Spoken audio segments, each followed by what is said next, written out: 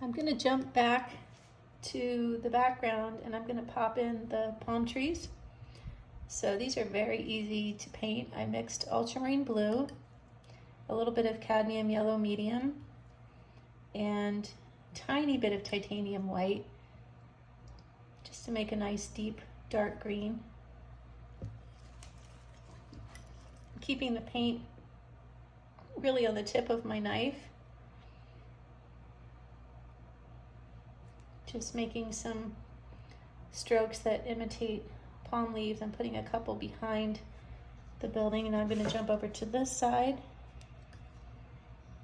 Put a couple of palm leaves in over here, palm trees. And I know on this side they're barely visible, but to make our painting work, I want it to look balanced. I want to definitely have palm trees on both sides.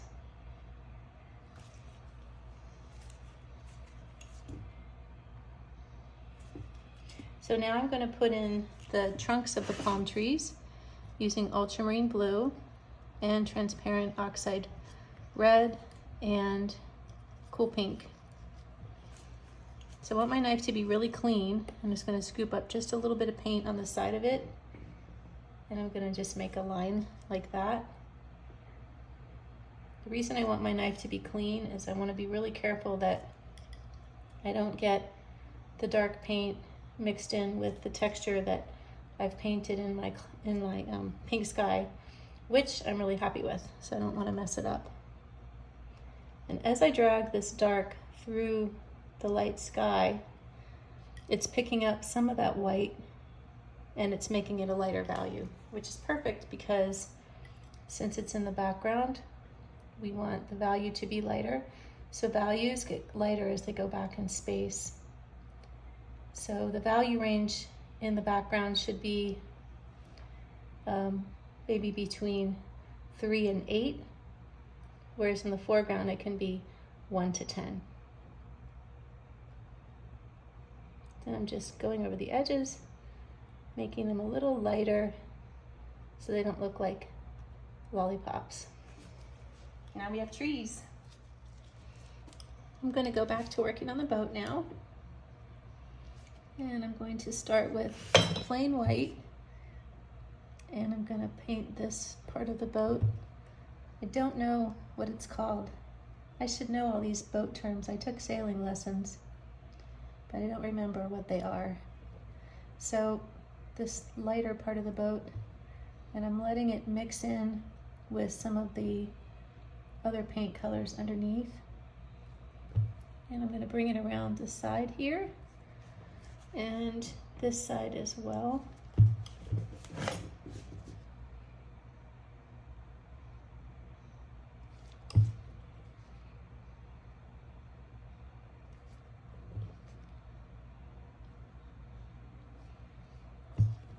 And I'm going to paint this white color on the top of the boat, also this pretty little striped canopy. And even though I'm starting with plain white, it's picking up the tone underneath, which is a violet gray, as I push the paint around. And you see how I'm pushing this edge up over the ocean on purpose, and I end up with kind of a ball of paint there. And I'm just going to smooth that out. It's not bad if you leave it. I like the texture of the paint, but I like it when it's texture that I've created on purpose, not something that's just the result of the paint being moved around, if that makes sense.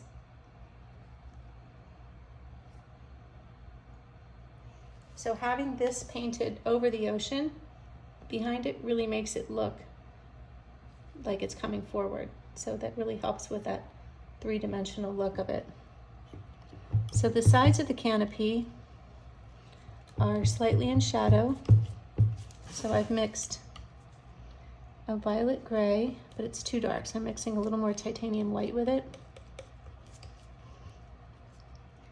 And I'm going to paint that too. And the stripe details I'm going to add in a little while. And the stripes, or the side of the canopy also has little notches. So I will have to switch to my smaller palette knife in order to have the dexterity to do those small details. So back to my little tiny knife. Sometimes details like that too are better created in negative space.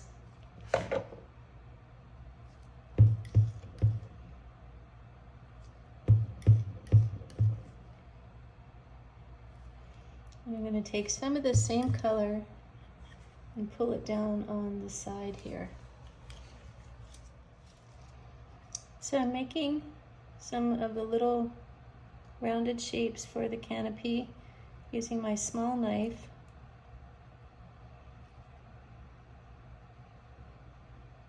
And I'm going to have to retexture the ocean surface behind it. And since you can see through the side canopies, I'm pulling a little bit of the ocean color down in there as well.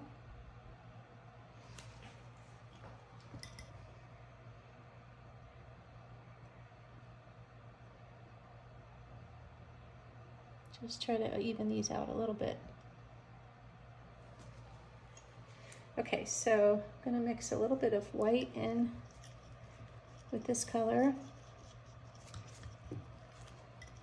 And just add a couple of lighter strokes and texture. Now inside the boat there's a blue bench, but it's partly in shadow. So I'm mixing ultramarine blue, cool pink, and a little bit of this other blue mixture. And I just want to fill in this shape. I'm going to go right across here. So there was a white post that holds up the canopy, but I'm painting right through that because it wouldn't look good if I painted around it. It's too thin. So I'm going to paint right through it, and then I'll come back over that with the white skinny lines.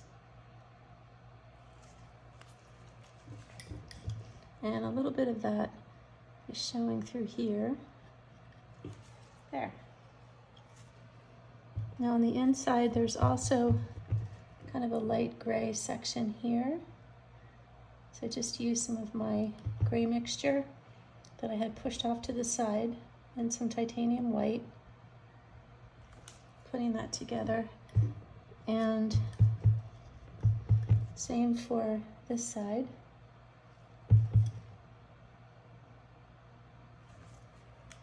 And I'm going to use a little bit of my white, very, very small amount now. And I'm going to give this a little bit of texture because it looks like it has some wrinkles or something on the fabric, and that's definitely more interesting looking than just the solid blue shape.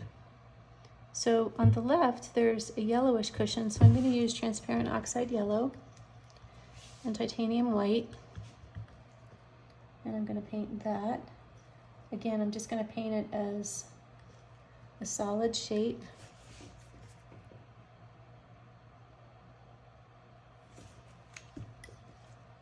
Pushing the paint around, getting some kind of swirly looking marks.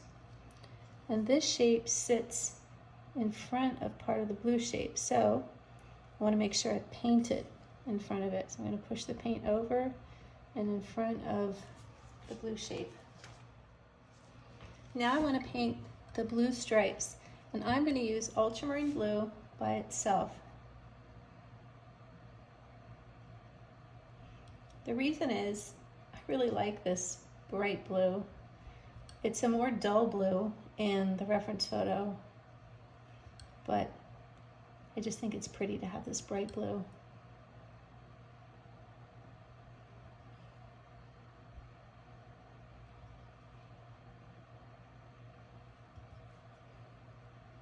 So go all around. And now we'll go over the top of the canopy. So I'm going to start at the bottom and make a rounded stripe like that. So my canvas is too small to make the details of the stripes exact, but this definitely gives the impression and the right idea of what they look like using my knife.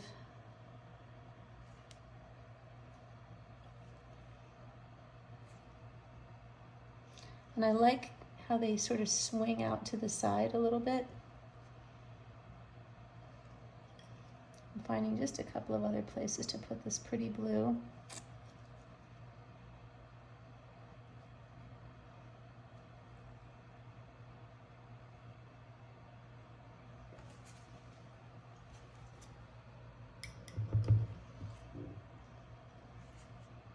And pull this over on this side and then smooth that out. I feel like my stripes on the bottom of the boat are a little too exact, so I just want to tone them down a little bit. So there's also a little buoy sticking off to the side. And put that in there. That was a little bit big, so I'm going to make a little shadow side around it using blue and cool red. Now I'm going to use some plain white, and I want to paint in some of these posts, so very carefully. Pulling this paint right through everything under it. So remember, you want to have a really light touch. The more you push down, the more you're going to pull the more you push down, the more you're going to pull through and pull up some of the paint underneath, which sometimes you want to do, but when you don't want to, remember, you've got to have a really light touch.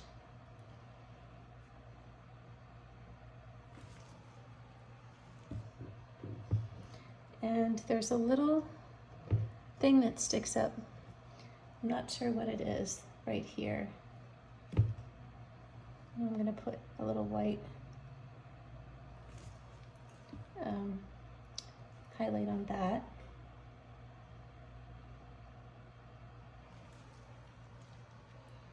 And I'm going to add a little more white here to this rounded section in the front.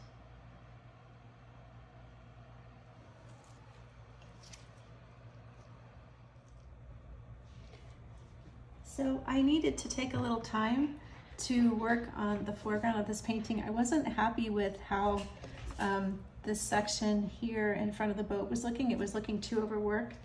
So I scraped it off and I went back over it again, and I'm much happier with it now.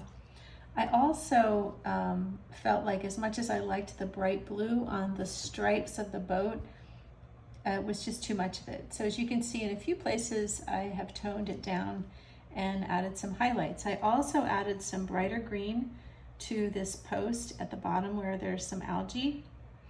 And I also added a few extra strokes of texture of just some light white with a tiny bit of pink mixed in. I'm going to add a couple through here as well. So I didn't do that. I just put some textured strokes here and on this side, but none in between. So I'll just add a couple of those now. So the next step is to add the seagulls. So I have my tiny knife and I have a little bit of ultramarine blue and quinacridone rose mixed up. And I'm going to put the dark part in first. So just a couple strokes like that. Remember, this is a small bird. And I'm going to mix some transparent oxide red in as well. So some of you are probably wondering, why don't I use black? Well, the reason is that black, ivory black anyway, is actually a greenish blue, and it wouldn't be as easy to paint with as a violet blue to go with the rest of the elements in my painting. And that's the simple reason.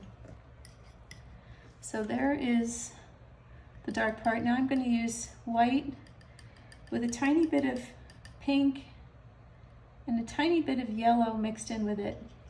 When I say a tiny bit, I mean really, really small amount, but I just want to tint the white a little bit and warm it up so it stands out from the lighter blue behind it. So there's a few strokes of it here and a few to make the head. And I need to mix up a little bit more. I didn't mix quite enough. So for the front of the bird, I need this nice yellowish white here. Kind of makes him look nice and like he's got the sun beating on him.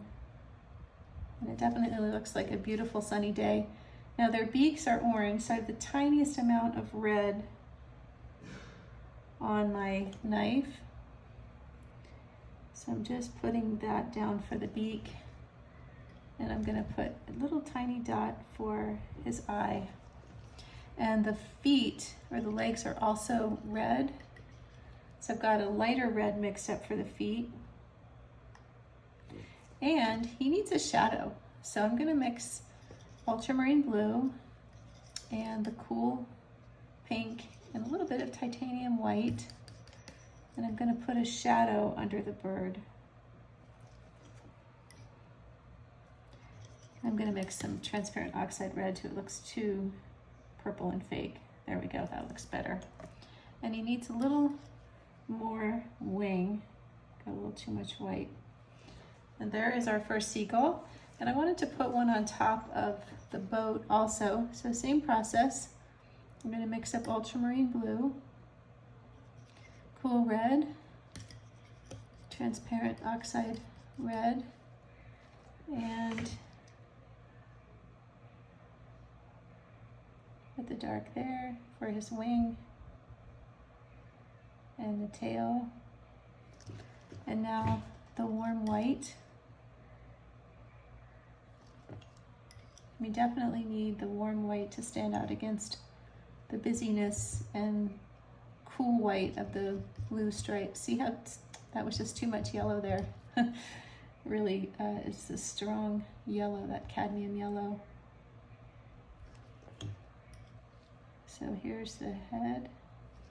So we'll have this one facing the opposite way. So they're each facing in. It's important when you add animals to your composition, or people, that they kind of face in. Otherwise you're sort of inadvertently letting the viewer sort of visually walk out of the painting, and you want to keep them in the painting and engaged.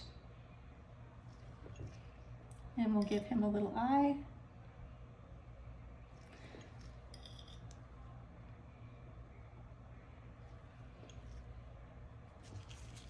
And his beak is a little too fat, so we'll just scrape it down. I love how you can just scrape with a knife. And he looks a little too skinny, so we'll make him a little fatter. And we need legs. I rarely see seagulls sitting. They're always standing. Well, I hope you have enjoyed this painting video, and I hope that if you've never been to Balboa Island, maybe this video inspires you to go there someday. There's so much to paint. Thanks for watching.